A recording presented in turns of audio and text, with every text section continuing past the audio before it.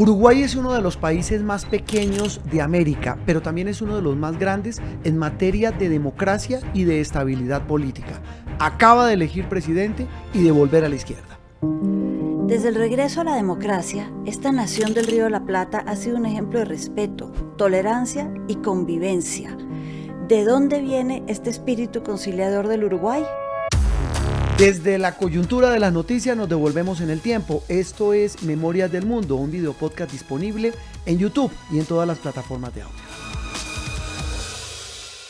Teresita, ¿qué significa el regreso de la izquierda, representada en un señor de 57 años, un profesor en Uruguay, en un país que es uno de los más pequeños del continente, pero no menos importante? ¿Qué significa el regreso de esa izquierda a esta nación sudamericana? Esto es, después de 40 años que llevan de democracia, muestra primero una transición. Tuvieron un gobierno de izquierda muchos años, después vino un gobierno de centro-derecha, que es el que está en este momento ahí, y ahora hay una transición a la izquierda que pinta perfecta y absolutamente pacífica. Significa que el pueblo uruguayo puede darse el lujo de escoger entre izquierda y derecha y que se hagan las transiciones y no haya grandes momentos de quiebre y ruptura. Significa transición, estabilidad y continuidad. En esa estabilidad y en esa continuidad, ¿qué tanto juega, qué papel importante juega el venerable Pepe Mujica? Un papel importantísimo. ¿Por qué? Porque Yamandú Orsi, que es el nuevo presidente, el presidente electo, pertenece al partido de Pepe Mujica, que se llama el Frente Amplio. Y ellos tuvieron también con Tabaré Vázquez, Pepe Mujica y luego otra vez Tabaré, un momento importante en la historia de Uruguay, y significa la continuidad de esa tradición que en el fondo no empezó con ellos, empezó con una guerrilla, llamémoslo así, que se llamaba los Tupamaros, hace muchísimos años, hace casi 60 años. ¿Y de dónde viene esa guerrilla de los Tupamaros en Uruguay? Esa es una guerrilla que nace hace casi 60 años, en los años 60, viendo la desigualdad en el país. Es una guerrilla, a diferencia de muchas en ese momento, los años 60, urbana. No es una guerrilla rural. Uruguay es muy chiquito como para diferenciar entre lo urbano y lo rural. 3 millones de habitantes, tal vez. Sí, 3 millones y medio. Entonces, en ese momento nacen como una guerrilla urbana que la revista Time, en los años 60, la tildó de la guerrilla de Robin Hood. ¿Ah, sí? La guerrilla de Robin Hood robaba, por ejemplo, en el año 63, los camiones de distribución de un gran almacén en Montevideo y se los llevó a los barrios más pobres, precisamente para Navidad, y repartió allá, dicen que ropa y comida. Los que quieren ir más lejos cuentan en leyenda que también había juguetes para los niños. Es decir, estaban tratando de poner el dedo sobre la inequidad, sobre la falta de acceso a recursos de muchos. Ya hacia el final de la década cambian y se vuelven violentos y cambia la historia.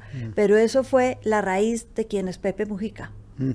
Luego de la existencia de esta guerrilla de los Tupamaros, está el tema de las dictaduras militares en el Cono Sur. Están Argentina, Chile y Uruguay. Después de surtido esos trámites, ¿por qué se vuelve tan estable políticamente Uruguay? ¿Por qué se vuelve un país relativamente calmado en materia política? Porque uno allá no oye hablar de polarización exacerbada, uno no oye hablar de odios enconados entre unos y otros, y algo de lo que uno sí oye hablar es lo que usted mencionó al comienzo de esta charla, Teresita, y es de transición pacífica y de estabilidad. ¿Por qué es tan estable Uruguay? Yo me remonto otra vez, Juan Roberto, a la historia de cómo llegaron a la democracia. Efectivamente, cuando había dictadura, como en todo el Cono Sur, 12 años de dictadura, en 1980 hubo un referendo que querían pasar en dictadura cambiando la constitución. Y el pueblo uruguayo votó en contra de eso. Dijeron, tenemos un Estado, un país que funciona. No nos gusta el régimen político, pero funciona como país. ¿En ese momento estaban en dictadura? Estaban en dictadura.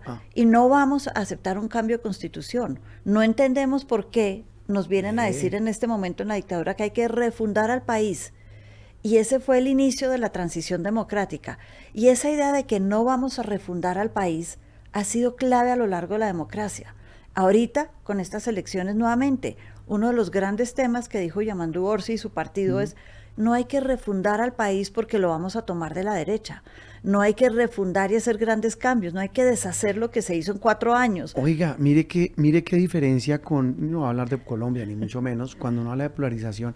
Aquí siempre un candidato que empieza campaña, y repito, en Colombia no es la excepción, siempre dice, vamos a transformar este país, no refundar, pero sí dice, todo está mal y hay que cambiarlo. Ellos no, es más, Ya sea de derecha o de izquierda. los dos candidatos estos tenían políticas muy similares, el oficialista Delgado y Yamandu Orsi. Siendo de espectros diferentes. Sí, por ejemplo, para los dos era importante no subir los impuestos. Los dos tenían una política fiscal muy parecida, que estaba más enfocada en cómo ayudar al tema de la pobreza infantil que en ayudar a otra gente, y los dos estaban enfocados en exactamente lo mismo. Y Uruguay no es un paraíso como ningún país lo es. Tiene problemas, hay dificultades. Claro, es un país pequeño, 3 y pico millones de habitantes, pero tal vez lo que llama la atención es la forma como los abordan políticamente. Sí, yo creo que hay mucho, y tiene que ver el hecho de que está entre dos grandes, Argentina y Brasil, Claro. por el otro lado. Y durante el siglo XIX fueron literalmente un sándwich entre los dos países. ¿Cómo era Fueron, eso? ¿Cómo les tocaba? fueron brasileros durante un tiempo, recién ¿Ah, sí? independizados, parte de, en ese momento era el Imperio de Portugal en Ujú. América. Sí. Luego los anexaron a Argentina, con quien tienen un vínculo enorme y comparten el idioma y mucho de la Y historia. el Río de la Plata. Y el Río de la Plata, dos riberas opuestas, pero hacia finales del siglo XIX, a lo largo del siglo XX, han sido ellos, la República Oriental del Uruguay, independientes. Entonces yo creo que esta estabilidad política al interior de Uruguay tiene que ver con mantener un equilibrio también entre Brasil y Argentina. No va a ser que si nos vamos muy hacia un lado o hacia el otro, terminemos otra vez cooptados en la política de los dos grandes. Esa es una reflexión muy interesante. Y esa neutralidad, si uno lo puede llamar así, pues les ha significado ser un país tranquilo. Uno desde afuera lo ve así. Y que entiendo que desde adentro es igual.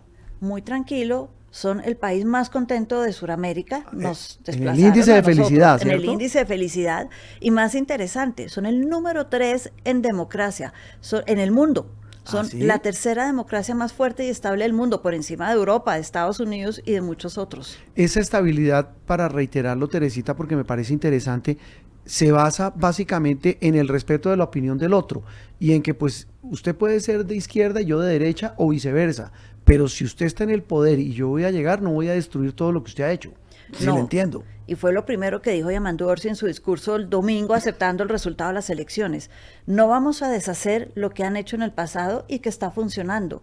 Es más, dijo, yo voy a gobernar con solidaridad y respeto para todos los uruguayos, incluido los que apoyaban a Delgado, y me voy a reunir con ellos para ver qué quieren y cómo vamos a seguir adelante. La figura, Teresita, de Pepe Mujica, de la que hemos hablado, ¿qué tanta influencia ha tenido en la política uruguaya? Y no hablo de derecha o de izquierda, sino hablo de un liderazgo realmente diferente, para muchos ejemplar, para otros exótico, pero sin duda es una figura que ha marcado la política no solo de Uruguay, sino de América Latina. Es un líder que va a pasar a la historia y ya está en la Sí, historia de sin muchos. duda. No tanto por lo que hizo como presidente, por sus grandes obras de presidente, no, por el ser humano que es.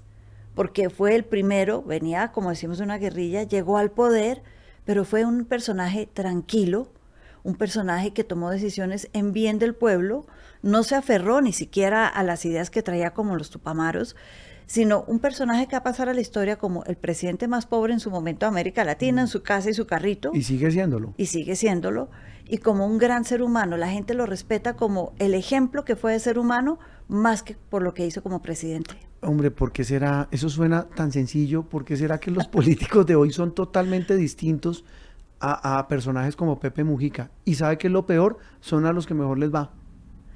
Yo creo que tiene que ver con un mundo que ha cambiado muy rápidamente. Pepe Mujica no tiene redes sociales, no participa Yo en creo ese que es mundo. por ahí, ¿no? Es una persona que habla con el tendero, con el que le vende la leche, con el que le vende el pan, y esa es su comunicación con la gente que lo eligió presidente. Algunos, porque él tiene detractores, algunos dicen que lo que pasa es que es un producto bien empaquetado. Yo difiero respetuosamente de quienes así lo piensan, pero muchos dicen, mire, ahí hay también mucho de populismo, pero lo que uno ve es la sencillez de un mensaje. La sencillez de un mensaje, un personaje que pasó 13 años en la cárcel y cuando salió le dijo a sus compañeros que también salieron en ese momento a la libertad: aquí vamos a seguir trabajando por Uruguay, no vamos a vengarnos de nadie. Tal vez, y yo no quiero hacer comparaciones con nadie, pero tal vez en Colombia una figura similar es a la de Antanas Mocus, Sí, ¿cierto? un personaje que pretendía, a través de la educación, a través de la comunicación de tú a tú con la gente, cambiar la manera de hacer política. Definitivamente, Teresita, es lo que uno hablaría de buenos ejemplos de la política, porque las noticias también tienen historia. Esto es Memorias del Mundo, un video podcast disponible en Boombox, en YouTube y en todas las plataformas de audio. Boombox.